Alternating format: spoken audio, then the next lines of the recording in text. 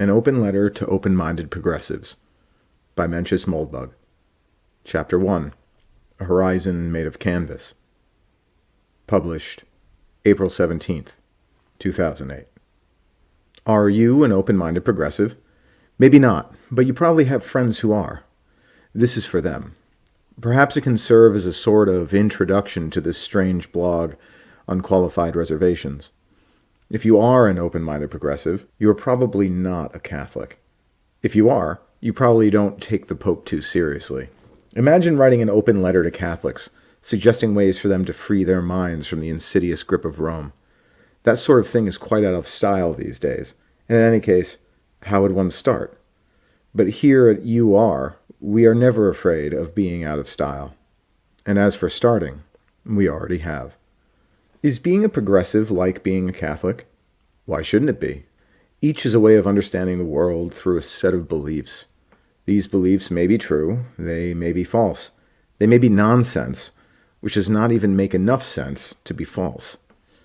As an open-minded progressive, or open-minded Catholic, you would like to think all the beliefs you hold are true, but you are willing to reevaluate them, perhaps with a little gentle assistance. There is one big difference between Catholicism and Progressivism. Catholicism is what we call a religion.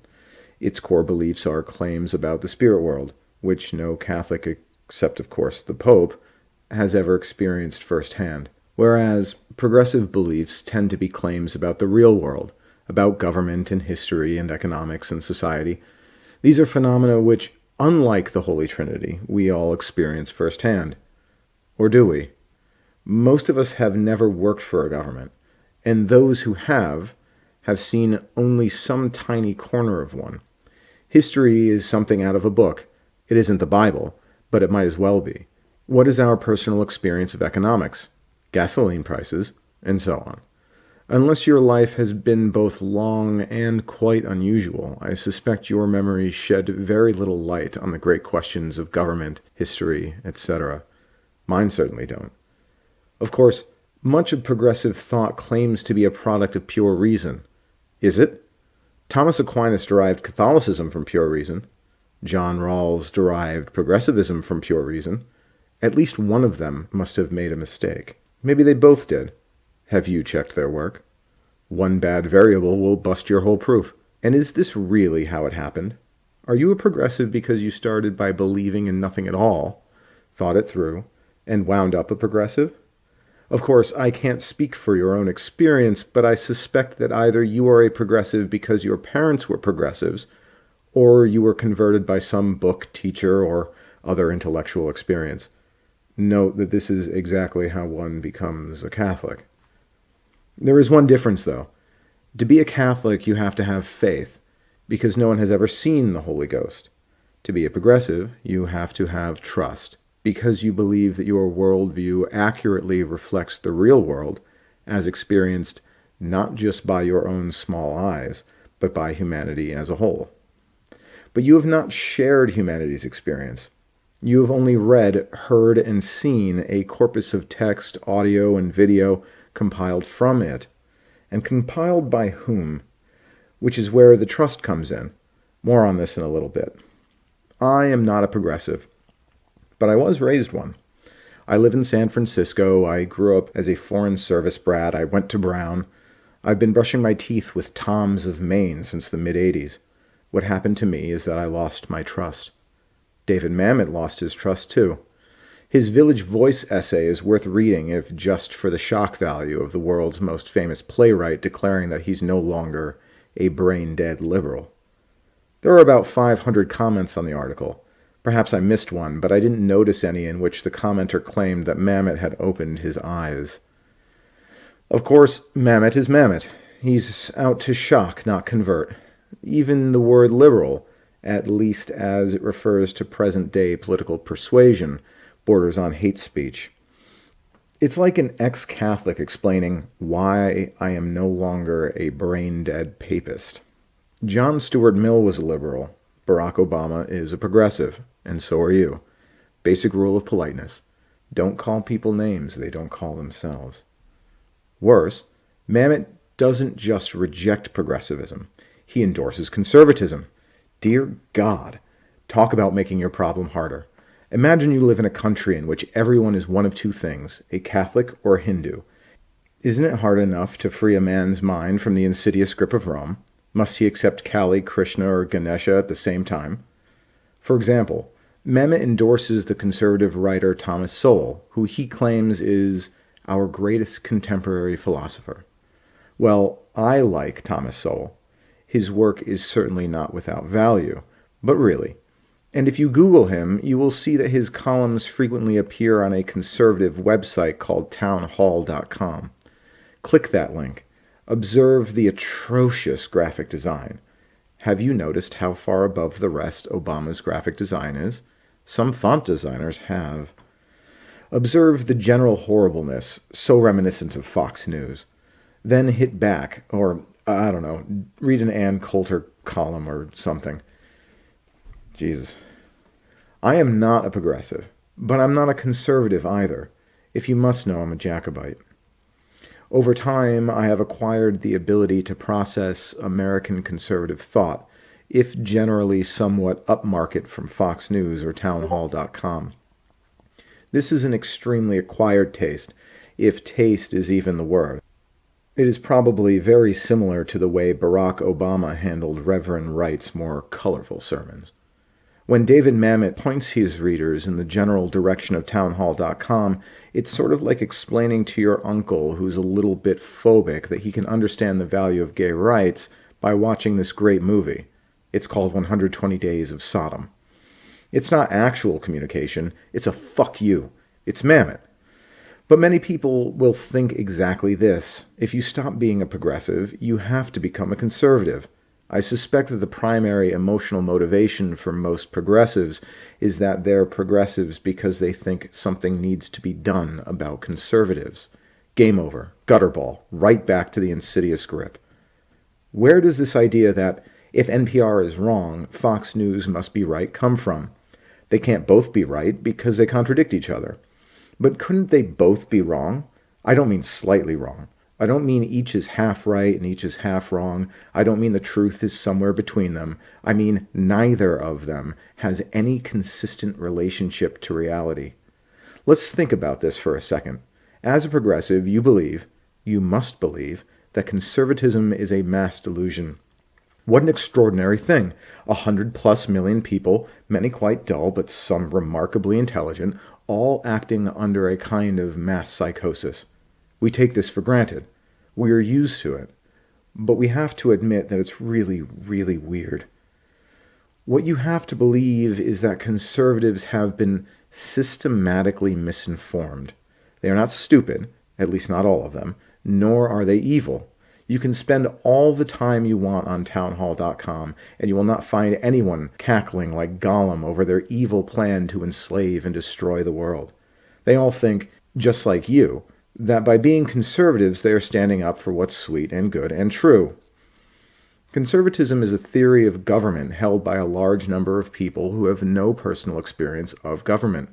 They hold this theory because their chosen information sources, such as Fox News, townhall.com, and their local megachurch, feed them a steady diet of facts, and possibly a few non-facts, which tend to support, reinforce, and confirm the theory. And why does this strange pattern exist? Because conservatism is not just an ordinary opinion. Suppose instead of a theory of government, conservatism was a theory of basketball.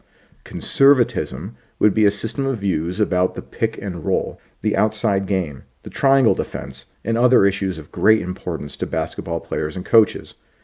The obvious difference is that, unless you are a basketball coach, your opinions on basketball matter not at all, because basketball is not a democracy. The players don't even get a vote, let alone the fans.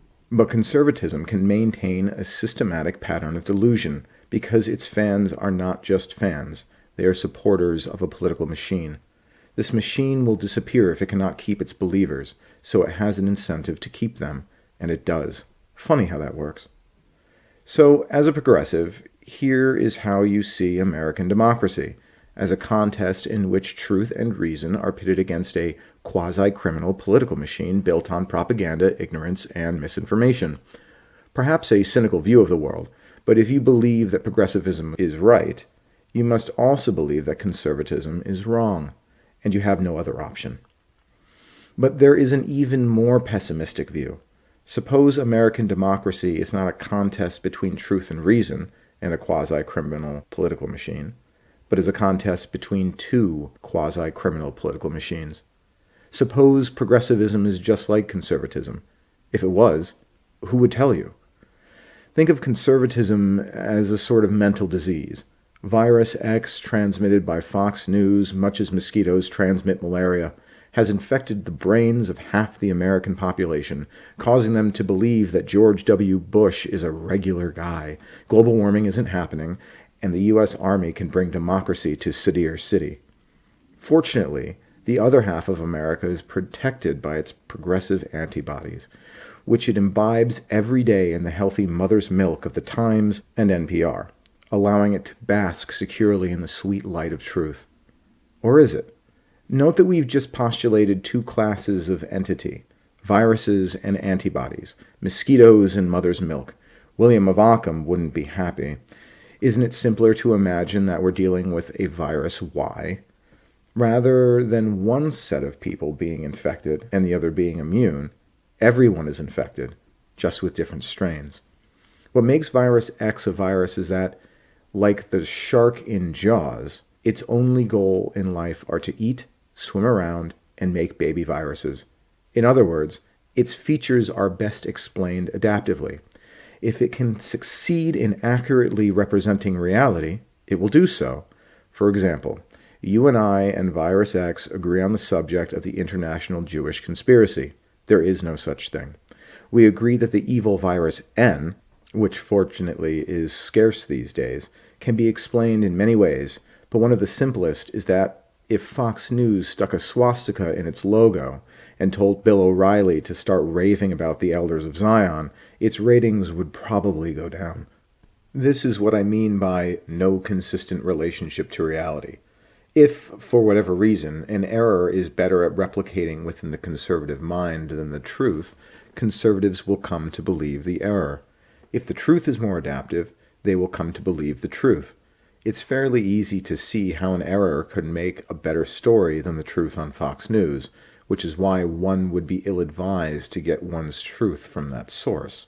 So our first small step toward doubt is easy. We simply allow ourselves to suspect that the institutions which progressives trust are fallible in the same way. If NPR can replicate errors just as Fox News does, we are indeed looking at a virus X.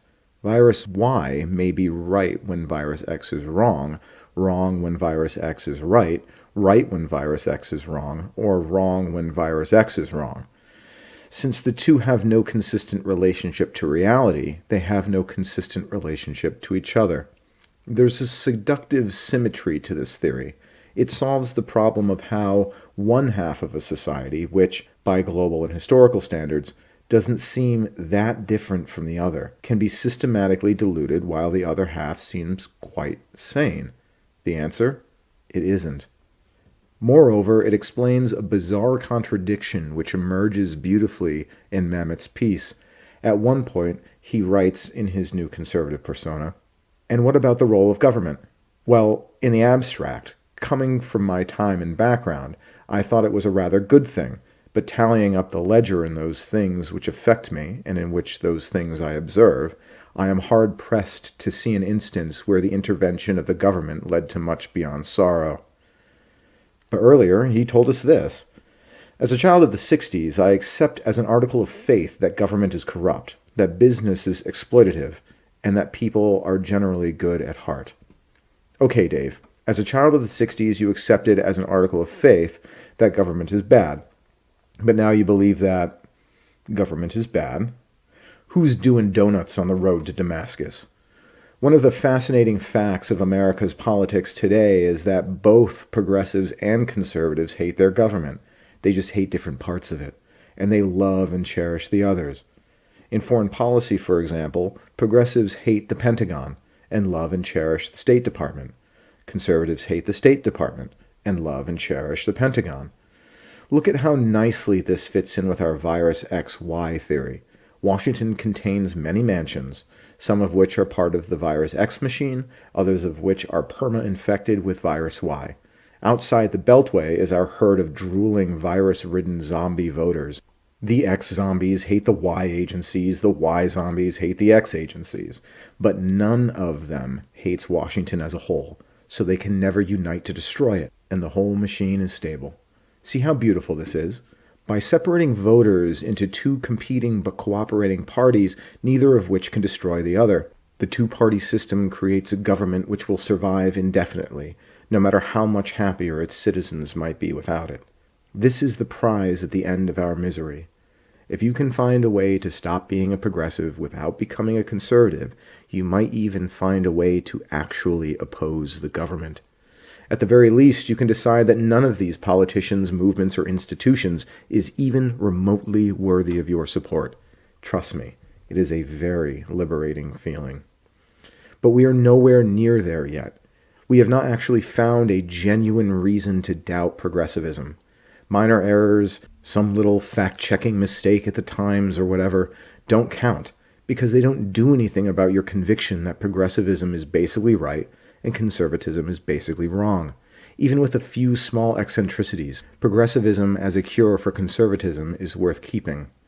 It may not be an antibody, but perhaps virus Y is at least a vaccine.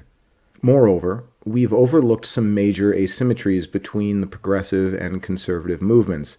They are not each other's evil twins. They are very different things. It is quite plausible that one would be credible and the other wouldn't, and the advantages all seem to be on the progressive side. First of all, let's look at the people who are progressives. As the expressions blue state and red state indicate, progressives and conservatives in America today are different tribes. They are not randomly distributed opinions. They follow clear patterns. My wife and I had a daughter a few weeks ago, and right before she was due to be discharged, the doctors found a minor and probably harmless heart problem which required a brief visit from UCSF's head of pediatric cardiology. A very pleasant person, and one of the first things he said, part of his bedside manner, a way of putting us at ease, was a remark about George W. Bush. Somehow I suspect that if he had diagnosed us as Hicks from Stockton, he would not have emitted this noise. Rather, the good doctor had identified us as members of the stuff white people like tribe. This little satirical site has attracted roughly 100 times UR's traffic in a tenth the time, which is a pretty sure sign that it's on to something. The author, Chris Lander, really only has one joke. He describes a group that doesn't like to be described, and he's assigned them the last name they'd choose for themselves. Lander's white people are indeed overwhelmingly white, as anyone who's been to Burning Man can testify.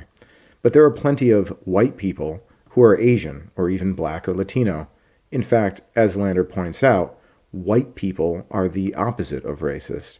They are desperate to have minorities around. Thus the humor of calling them white. In fact, anyone who went to an integrated high school can testify Lander's use of the word white is almost exclusively the black American usage, as in, that's so white. Add the word bread and you have it down. Who are these strange people? Briefly, they are America's ruling class. Here at UR, we call them Brahmins. The Brahmin tribe is adoptive rather than hereditary. Anyone can be a Brahmin, and in fact, the less white your background, the better, because it means your achievements are all your own. As with the Hindu original, your status as a Brahmin is not a function of money, but of your success as a scholar, scientist, artist, or public servant. Brahmins are people who work with their minds. Brahmins are the ruling class because they are literally the people who govern. Public policies in the modern democratic system are generally formulated by Brahmins, typically at the NGOs where these white people like to congregate. And while not every progressive is a Brahmin, and not every Brahmin is a progressive, the equation generally follows. Most important, the Brahmin identity is inextricably bound up with the American university system. If you are a Brahmin, your status is either conferred by academic success or by some quasi-academic achievement like writing a book, saving the earth, etc. Thus, it is unsurprising that most Brahmin are quite intelligent and sophisticated. They have to be. If they can't at least fake it, they're not Brahmins. The natural enemy of the Brahmin is, of course, the red state American. I used to use another Hindu caste name for this tribe, Vaisyas, but I think it's more evocative to call them townies. As a progressive, you are probably a Brahmin. You know these people, and you don't like them. They are fat. They are exclusively white. They live in the suburbs, or worse. They're into oak and crochet and minivans. And of course, they tend to be Republicans. If they went to college at all, they gritted their teeth through the freshman diversity requirement. And their work may be white collar, but it has no real intellectual content. It's interesting how much simpler American politics becomes once you look at it through the tribal lens. You often see this in third world countries. There will be, say, the Angolan People's Movement and the Democratic Angolan Front. Each will swear up and down that they work for the future of the entire Angolan people. But you notice that everyone in the APM is an Ovambo, and everyone in the DAF is Bokongo. The status relationship between Brahmins and townies is clear. Brahmins are higher, townies are lower. When Brahmins hate townies, the attitude is contempt. When townies hate Brahmins, the attitude is resentment. The two are impossible to confuse. If Brahmins and townies shared a stratified dialect, the Brahmins would speak acrolect and the townies mesolect. In other words, Brahmins are more fashionable than townies. Brahmin tastes, which are basically better tastes, flow downward towards the townies. 20 years ago, health food was a niche ultra-Brahmin quirk. Now it's everywhere. Suburbanites drink espresso, shop at Whole Foods, listen to alternative rock, you name it. Thus we see why progressivism is more fashionable than conservatism. Progressive celebrities, for example, are everywhere. Conservative ones are exceptions. Although many progressive celebrities appear sincere in their beliefs, cold calculation would suffice. Bono's PR people are happy that he's speaking out against AIDS. Mel Gibson's PR people are not happy that he's speaking out against the Jews.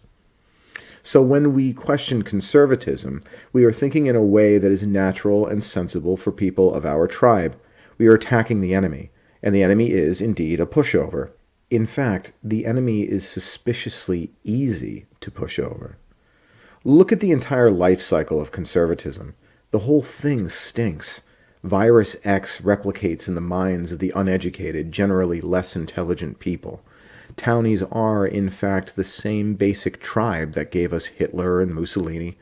Its intellectual institutions, such as they are subsidized fringe newspapers, TV channels, and weirdo think tanks supported by eccentric tycoons. In government, the bastions of conservatism are the military, whose purpose is to kill people, and any agency in which corporate lobbyists can make a buck, e.g. by raping the environment. Whereas Virus Y, if virus is indeed the name for it, replicates in the most distinguished circles in America. Indeed, the world. The top universities, the great newspapers, the old foundations such as Rockefeller and Carnegie and Ford. Its drooling zombies are the smartest and most successful people in the country.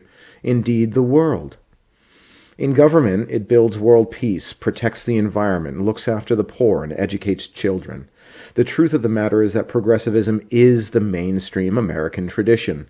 This is not to say it hasn't changed in the last 200 years, or even in the last 50. It has. However, if we look at the ideas and ideals taught and studied at Harvard during the life of the country, we see a smooth progression up to now. We do not see any violent reversals or even inflection points, and we end up with good old modern-day progressivism. Of course, by American tradition, we mean the New England tradition. If the Civil War had turned out differently, things might have gone otherwise. But when you realize that Nathaniel Hawthorne wrote a novel about a hippie commune 150 years ago, you realize that nothing is new under the sun. As Machiavelli puts it, if you strike at a king, strike to kill. Conservatism, which is barely 50 years old, and has numerous shabby roots, can be mocked and belittled and scorned. The difference between criticizing conservatism and criticizing progressivism is the difference between criticizing Mormonism and criticizing Christianity. You can't doubt progressivism just a little. You have to doubt it on a grand scale. To say that conservatism is a corrupt and delusional tradition no more than some virus X is to say that it's a tick on the side of America, an aberration, an abortion, an error to be corrected, a failure of education, of leadership, of progress. A small thing, really. To doubt progressivism is to doubt the American idea itself, because progressivism is where the idea has ended up. If progressivism is virus Y, America itself is infected. What is the cure for that? It is a strange and terrible thought, a promise of apocalypse. And yet it makes an awful kind of sense. For one thing, if you were a mental virus, which tradition would you choose to infect? The central current of American thought, or some benighted backwater? The Brahmins or the townies? The fashionable people or the unfashionable ones? Copy your DNA into the New York Times and it will trickle down to Fox News in 20 or 30 years. Copy yourself into Fox News and you might influence the next election or two. But how long is that? How many people are intellectually moved by George W. Bush? Repulsion doesn't count. As a Brahmin, I'll assume you're a Brahmin, you live inside virus Y. You are one of the zombies. Your entire worldview has been formed by Harvard, the Times, and the rest of what, back in David Mamet's day, they used to call the establishment.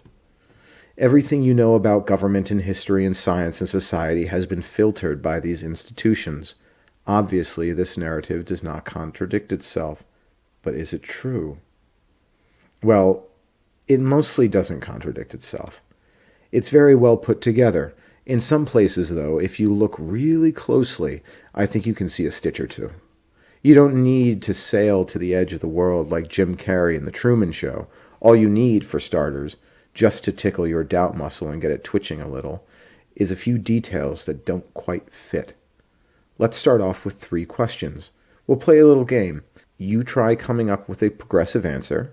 I'll try coming up with a non-progressive answer. We'll see which one makes more sense.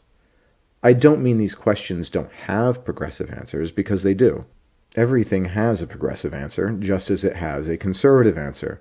There is no shortage of progressives to compose answers. But I don't think these questions have satisfying progressive answers. Of course, you will have to judge this yourself with your own good taste. 1. What's up with the third world? Here, for example, is a Times story on the fight against malaria. Often, as with politicians, journalists speak the truth in a fit of absent-mindedness when their real concern is something else. If you read this story, you might notice the same astounding gaffe that I did. From the article. And the world changed. Before the 1960s, colonial governments and companies fought malaria because their officials often lived in remote outposts like Nigeria's hill stations and Vietnam's Marble Mountains. Independence movements led to freedom, but also often to civil war, poverty, corrupt government, and the collapse of medical care. Let's focus on this last sentence. Independence movements led to freedom, but also often to civil war, poverty, corrupt government, and the collapse of medical care. I often find it useful to imagine that I'm an alien from the planet Jupiter. If I read this sentence, I would ask, what is this word freedom? What exactly does this writer mean by freedom, especially in the context of civil war, poverty, and corrupt government? What we see here is that independence movements, which the writer clearly believes are a good thing, led to some very concrete and very, very awful results, in addition to this curious abstraction, freedom. Clearly, whatever freedom means in this particular context is such a great positive that even when you add it to civil war, poverty, corrupt government, and the collapse of medical care, the result still exceeds 0. Isn't that strange? Might we not be tempted to revisit this particular piece of arithmetic? But we can't, because if we postulate that colonial governments and companies, whatever these were, with their absence of freedom, were somehow preferable to independence movements, which created this same freedom, the words freedom and independence appear to be synonymous in this context, we are off the progressive reservation. In fact, not only are we off the progressive reservation, we're off the conservative reservation. No one believes this. You will not find anyone on Fox News or townhall.com or any but the fringiest of fringe publications claiming that colonialism, with its intrinsic absence of freedom and its strangely effective malaria control. Note how the writer implies, without actually saying, that this was only delivered for selfish purposes of the evil colonial overlords, was in any way superior to post-colonialism with its freedom, its malaria, its civil war, etc. And what exactly is this word independence? It seems to mean the same thing as freedom, and yet it is strange. For example, consider this post-op-ed by Michelle Gavin of the Center for Foreign Relations, which starts with the following intriguing lines. When Zimbabwe became an independent country in 1980, it was a focal point for international optimism about Africa's future. Today, Zimbabwe is a basket case of a country. Let's put our alien from Jupiter hat back on and consider the phrase, when Zimbabwe became an independent country in 1980. In English, as she is normally spoke, the word independent is composed of the prefix in, meaning not, and the suffix dependent, meaning dependent. So, for example, when the United States became independent, it meant that no external party was funding or controlling her government. If my daughter were to become independent, it would mean that she was making her own decisions in the world, and I didn't need to give her a bottle every 3 hours. In the case of Zimbabwe, however, this word seems to have changed strangely and taken on an almost opposite meaning. From Wikipedia. The unilateral Declaration of Independence of Rhodesia from the United Kingdom was signed on November 11, 1965 by the administration of Ian Smith, whose Rhodesian Front Party opposed black majority rule in the then British colony. Although it declared independence from the United Kingdom, it maintained allegiance to Queen Elizabeth II. The British government, the Commonwealth, and the United Nations condemned the move as illegal. Rhodesia reverted to de facto and de jure British control as the British Dependency of Southern Rhodesia for a brief period in 1979 to 1980, before regaining its independence as Zimbabwe in 1980. So, strangely enough, the country now known as Zimbabwe declared independence in 1965, much as the U.S. declared independence in 1776. The former, however, was not genuine independence, but rather illegal independence. In order to gain genuine legal independence, the country now known as Zimbabwe had to first revert to British control, i.e., surrender its illegal independence. Are you feeling confused yet? It gets better. From the article. When Zimbabwe became an independent country in 1980, it was a focal point for international optimism about Africa's future. Today, Zimbabwe is a basket case of a country.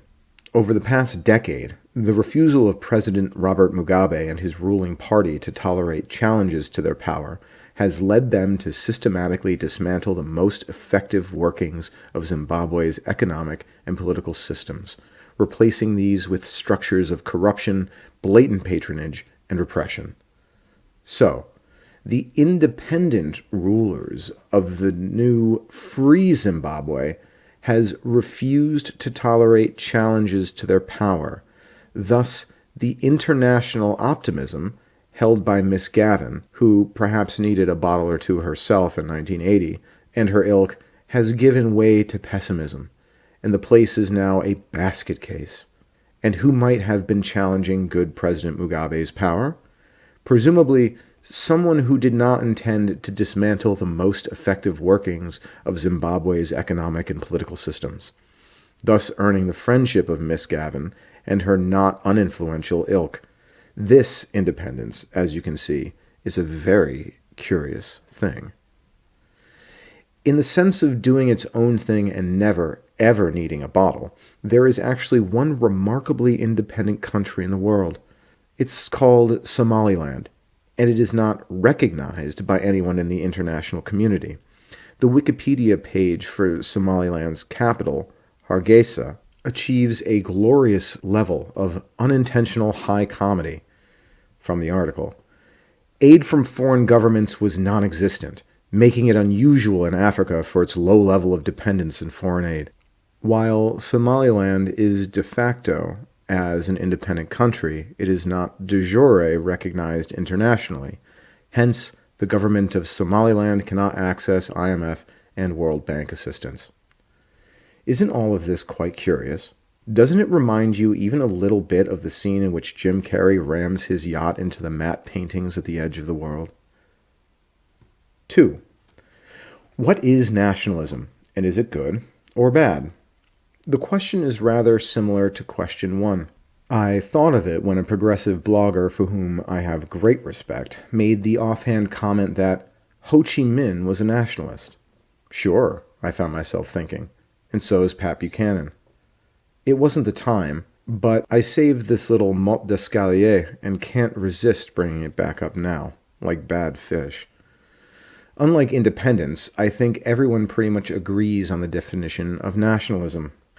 Nationalism, from the Latin natus, birth, is when people of a common linguistic, ethnic, or racial heritage feel the need to act collectively as a single political entity.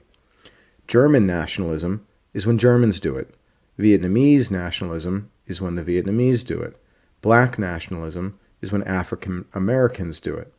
American nationalism is when Pat Buchanan does it. And this is where the agreement ends. Wikipedia's opening paragraph is a masterpiece of obfuscation. From the article. Nationalism is a term referring to a doctrine or political movement that holds that a nation, usually defined in terms of ethnicity or culture, has the right to constitute an independent or autonomous political community based on a shared history and common destiny. Most nationalists believe the borders of the state should be congruent with the borders of the nation. However, recently nationalists have rejected the concept of congruency for sake of its reciprocal value.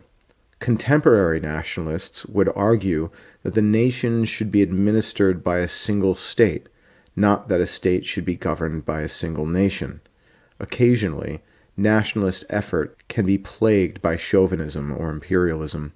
These ex-nationalist efforts, such as those propagated by fascist movements in the 20th century, still hold the nationalist concept that nationality is the most important aspect of one's identity, while some of them have attempted to define the nation, inaccurately, in terms of race or genetics.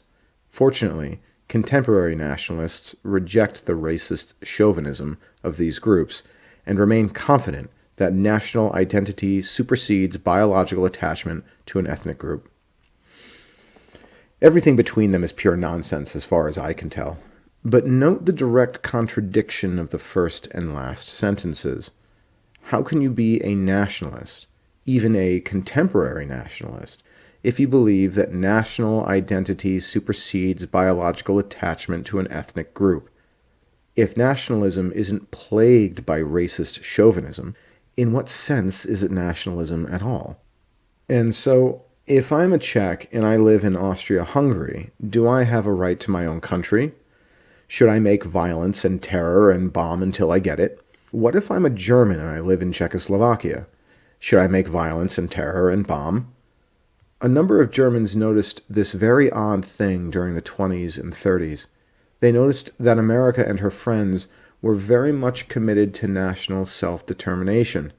That is, unless you happen to be German. Czech nationalism was good, very good. German nationalism was bad, very bad. Once you start looking for this little stitch in the canvas, you find it everywhere. It is good, very good, to be a black nationalist. In L'Affaire Right, we have seen the intimacy between progressivism and black nationalism so well illustrated by Tom Wolfe. Indeed, every reputable university in America has a department in which students can essentially major in black nationalism. On the other hand, it is bad, very bad, to be a Southern nationalist. Any connection to Southern nationalism instantly renders one a pariah. Of course, Southern nationalists have sinned, but then again, so have black nationalists. Are Americans, black or white, really better off for the activities of the Black Panthers, the Nation of Islam, or even the good Reverend Wright. Similarly, it is good to be a Vietnamese nationalist. It is still bad to be a German nationalist, or a British nationalist, or even a French nationalist. Germans, Brits, and Frenchmen are supposed to believe in the common destiny of all humanity. Vietnamese, Mexicans, or Czechs are free to believe in the common destiny of Vietnamese, Mexicans, or Czechs. Actually, I'm not sure about the Czechs. This one may have changed. Does this make sense? Does it make any freaking sense at all? Since this subject is so touchy, I will let my feelings on it slip. I don't believe in any kind of nationalism. Of course, being a Jacobite and all, I also believe in Strafford's Thoreau, so you might not want getting your constitutional tips from me. Third, what's so bad about the Nazis? Okay, they murdered 10 million people or so. That's bad. There's really no defending the unprovoked massacre of millions of civilians. On the other hand, I really recommend Nicholson Baker's new book, Human Smoke. Baker is a progressive and a pacifist of immaculate credentials. His previous achievement was a novel which fantasized about assassinating President Bush. And what Human Smoke drums into you is not a specific message, but the same thing I keep saying. The pieces of the picture do not fit together. They almost fit, but they don't quite fit. The genius of Baker's book is that he simply shows you the picture not fitting and leaves the analysis up to you. For example, we are taught that the Nazis were bad because they committed mass murder, to wit, the Holocaust. On the other hand, A, none of the parties fighting against the Nazis, including us, seems to have given much of a damn about the Jews or the Holocaust. B, one of the parties on our side was the Soviet Union, whose record of mass murder was known at the time and was at least as awful as the Nazis. And, of course, C, the Allies positively reveled in the aerial mass incineration of German and Japanese civilians. They didn't kill 6 million, but they killed 1 or 2. There was a military excuse for this, but it was quite strained. It was better than the Nazis' excuse for murdering the Jews, who they saw, of course, as enemy civilians. In fact, it was a lot better. But was it a lot better? I'm not sure. And as Baker does not mention, our heroes, the Allies, also had no qualms about deporting 1 million Russian refugees to the Gulag after the war, or about lending hundreds of thousands of German prisoners as slave laborers to the Soviets. The idea of World War II as a war for human rights is simply ahistorical. It doesn't fit. If Nazi human rights violations were not the motivation for the war that created the world we live in now, what was? Furthermore, Baker, who is of course a critic of American foreign policy today, sees nothing but confusion when he tries to apply the same standards to Iraq and Germany. If Abu Ghraib is an unbridgeable obstacle to imposing democracy by force in Iraq, what about Dresden or Hamburg and Germany? Surely it's worse to burn tens of thousands of people alive than to make one stand on a box wearing fake wires and a funny hat. Or is Iraq just different from Germany? But that would be racism, wouldn't it? Beyond this is the peculiar asymmetry in the treatment of fascist mass murder versus Marxist mass murder. Both ideologies clearly have a history of mass murder. If numbers count, and why wouldn't they, Marxism is ahead by an order of magnitude. Yet somehow, today, fascism or anything reminiscent of it is pure poison and untouchable, whereas Marxism is at best a kind of peccadillo. John Zmirak pulls off a lovely parody of this here. Narrator's note, there is a link to a tachymag.com article entitled Saying No to Tenured Fascists. And while I have yet to read Roberto Bolaño, the reviews are quite glowing. Neither the Soviet Union nor the Third Reich is with us today, but the most recent historical examples are North Korea and South Africa. North Korea is clearly somewhat Stalinist, while apartheid South Africa had looser but still discernible links to Nazism. I welcome anyone who wants to claim that South Africa, whose border fences were designed to keep immigrants out, was a worse violator of human rights than North Korea, an entire country turned into a prison.